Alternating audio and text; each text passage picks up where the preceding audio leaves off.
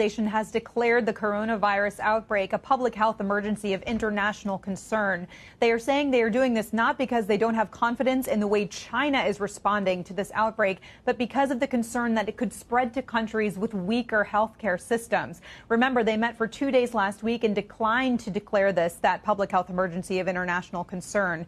And now they are doing so after seeing the broader spread. And again, as they say, they are worried it could spread to countries that aren't as well prepared to deal with it. Now we are waiting to hear whether they make any recommendations in regards to travel and trade. What this declaration allows the WHO to do is gives it further purview to make those kinds of recommendations internationally. So we will wait to hear those. And I'm hearing we do have the sound of them making the declaration. Listen to what the WHO Director General said. Of international concern over the global outbreak of novel coronavirus. The main reason for this declaration is not because of what is happening in China, but because of what is happening in other countries. Our greatest concern is the potential for the virus to spread to countries with weaker health systems and which are ill prepared to deal with it. Let me be.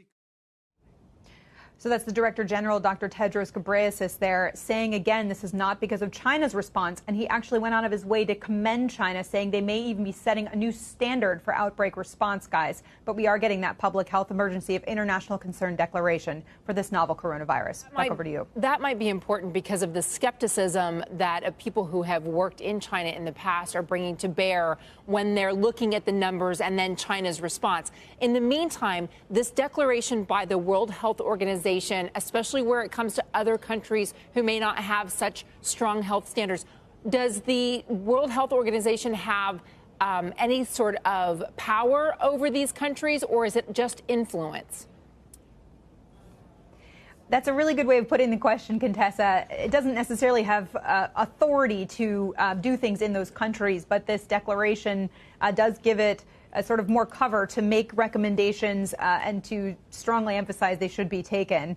And we will see whether they recommend any changes to travel and trade based on this. We haven't often seen them do that before for concerns over whether that could affect countries' willingness to report things accurately. So we'll wait and bring you that news when we get it. Meg, quickly, what conclusion, if any, can we draw about the Chinese response to this illness, given the rapid growth from fewer than 100 or so cases a week ago to now in the multiple thousands of cases?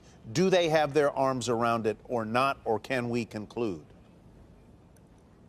It's hard to conclude, Tyler, and it's different depending on who you talk to. The World Health Organization is being very clear. They are commending China for this response. Dr. Tedros, in his remarks just now, saying that we would see many more cases around the world and potentially deaths if China hadn't acted the way that it had. However, you do hear some skepticism from folks, including former FDA Commissioner Dr. Scott Gottlieb, who said China is being commended, but only because it's better than how China responded to SARS, not because they are responding in a way, or at least being forthcoming in a way that is good compared to other countries potentially. So that is still sort of the jury's out right now.